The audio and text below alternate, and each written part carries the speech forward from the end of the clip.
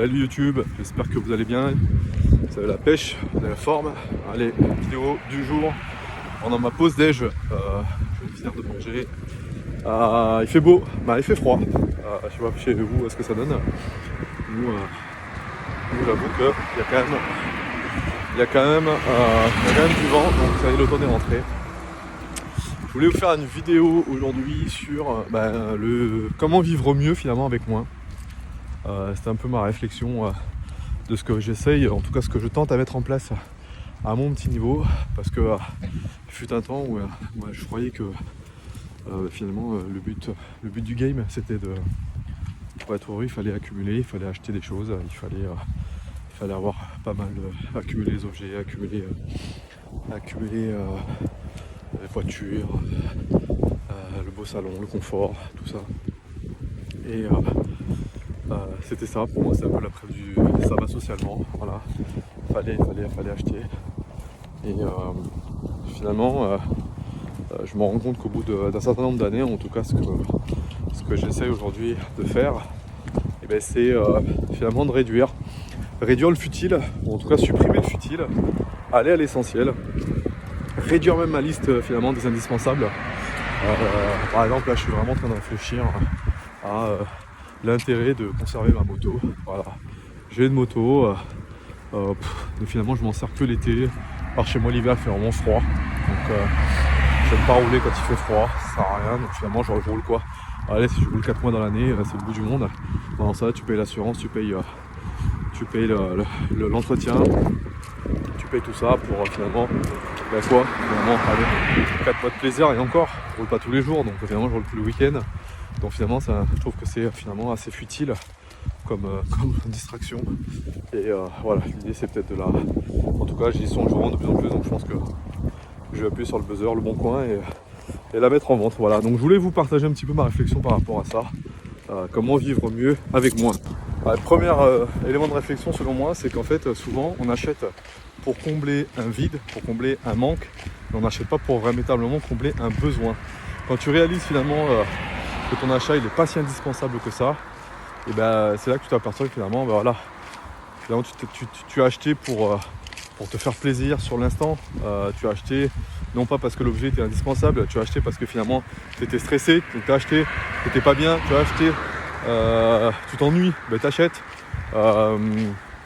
Tout ça c'est pour aller être un peu à la recherche finalement de ce fameux, je dirais, manque ou ce besoin peut-être de combler quelque chose, mais finalement au bout de 2 jours ton effet dopamine disparaît, le plaisir immédiat il part, et finalement derrière il reste quoi? Il reste un truc qui probablement va prendre la poussière. Finalement tu vas t'apercevoir qu'on n'a pas tant besoin que ça. Je prends l'exemple par exemple, je sais pas moi, d'un truc dans la cuisine qui te ferait super plaisir. Tu dis il faut que j'achète je sais pas moi, le Cookéo machin plus truc muche. Finalement tu vas l'utiliser 2 ou 3 fois, puis finalement il va rester là, il va faire objet de déco dans ta cuisine, et tu vas revenir à l'indispensable, ça va être une plaque chauffante, une casserole, et voilà, c'est un peu ça. La dernière fois moi je voulais acheter un air fryer.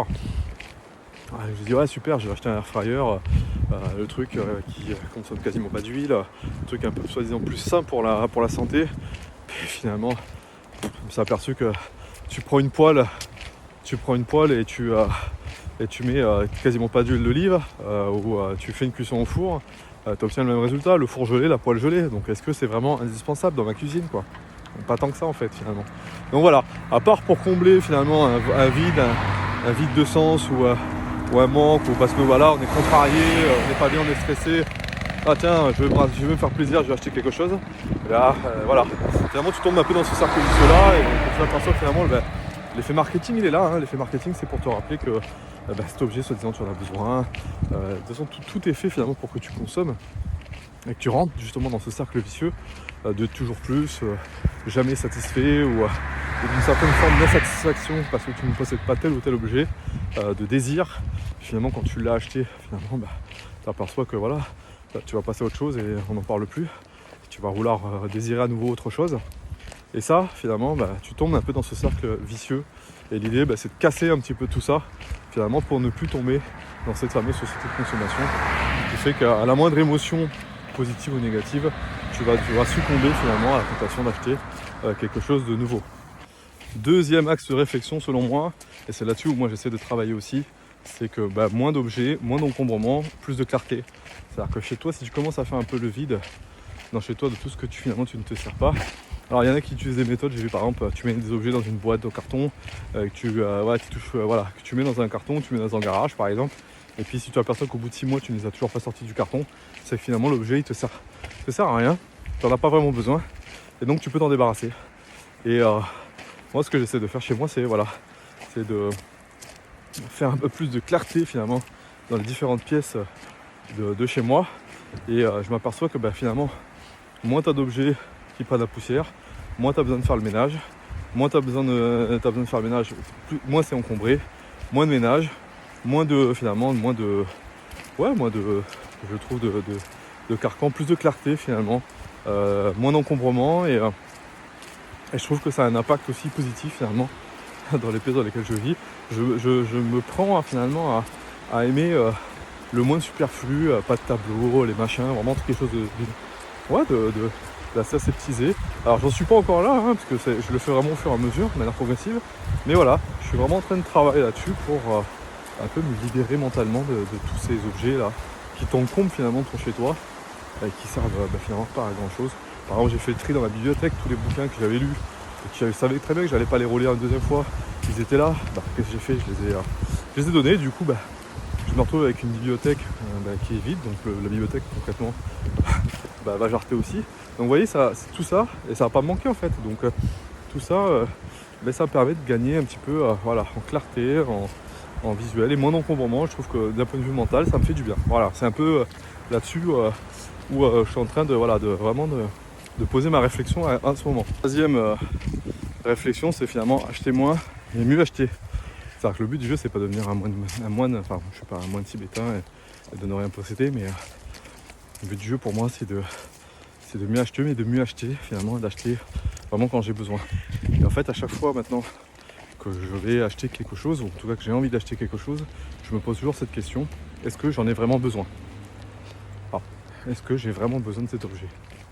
Donc des fois j'applique la règle par exemple des 48 heures, ou même une semaine. Je prends le temps de la réflexion. Est-ce que j'en ai vraiment besoin? La deuxième question à laquelle j'essaie de répondre, c'est: est-ce que je vais encore en avoir à faire quelque chose? Ou est-ce que j'aurai encore... quelle est ma vision de cet objet dans les 6 prochains mois? Voilà.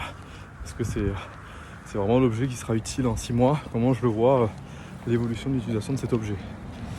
Et si je ne suis pas capable de répondre à cette question, ou en tout cas je ne sais pas, je doute, pour moi, il n'est pas forcément utile, pas forcément un besoin. Et enfin, troisième question que j'essaie de me poser, c'est: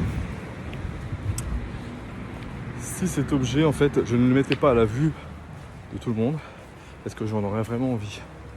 Je pense notamment aux voitures. Par exemple, les amateurs de voitures, côté un peu bling bling, côté tape à l'œil, rouler avec des grosses caisses là, souvent c'est ça. Peut-être qu'effectivement il y a un plaisir de la conduite, voiture sportive et autres, ça peut procurer du plaisir, ça j'en doute pas.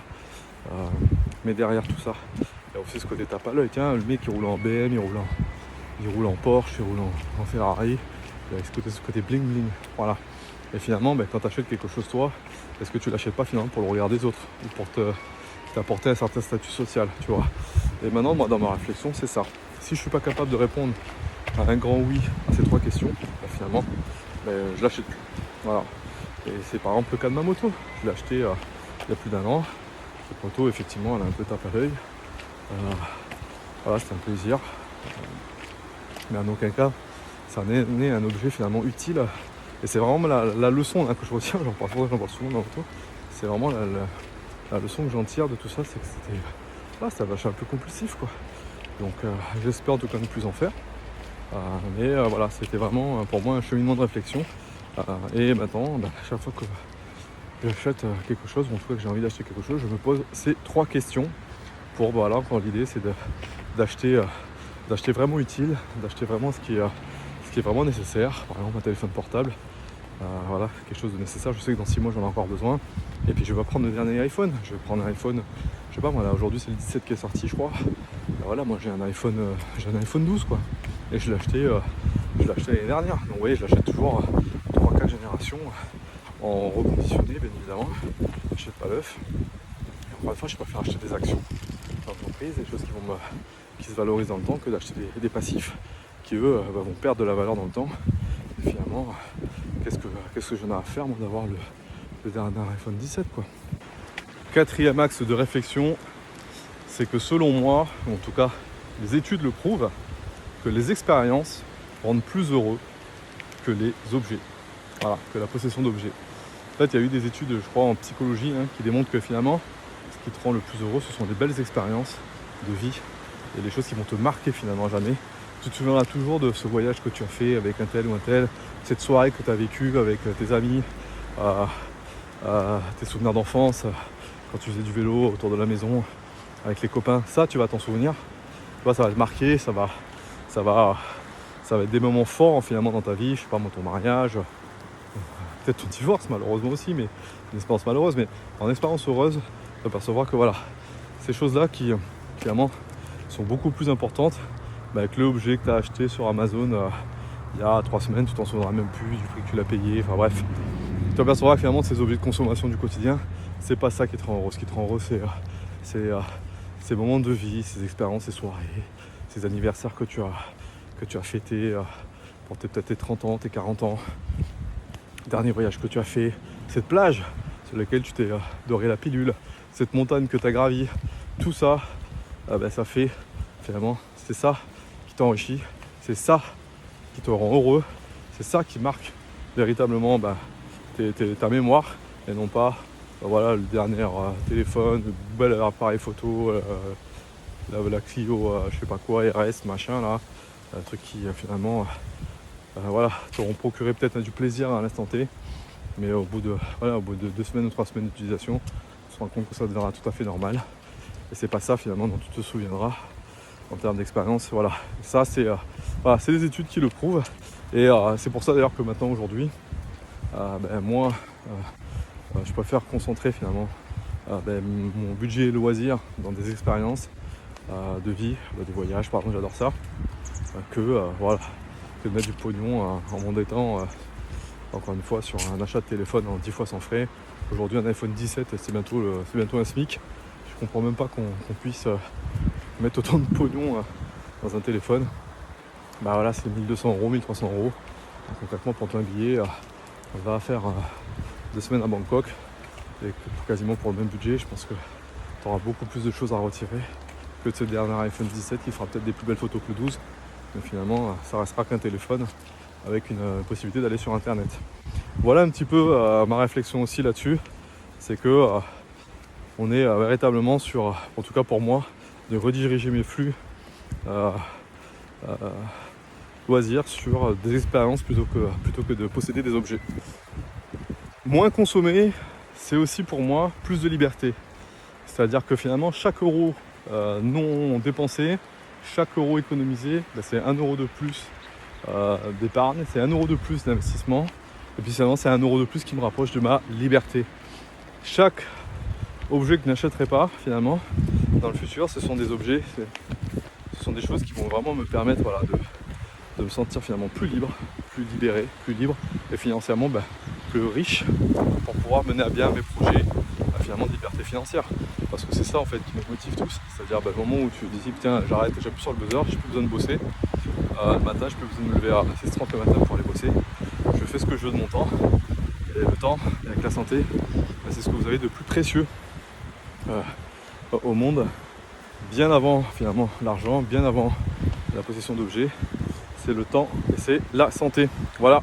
Et en fait voilà, finalement tu mets pas d'argent sur le iPhone 17, tu places et tu achètes 10 actions Apple à la place, et tu t'apercevras finalement à la fin, au bout dans 10 ans, je suis persuadé que tu seras plus riche en faisant ça qu'en achetant un téléphone ou en renouvelant ton téléphone chaque année, comme certains le font, à attendre toujours la dernière génération de téléphone pour le renouveler. Je trouve ça, je trouve que ça n'a pas de sens. Mais bon, et encore une fois, je vous partage moi le fruit de ce que je souhaite, en tout cas ce que je mets en place, et le fruit de mes réflexions par rapport à cette fameuse société de consommation que je trouve parfois complètement irréelle.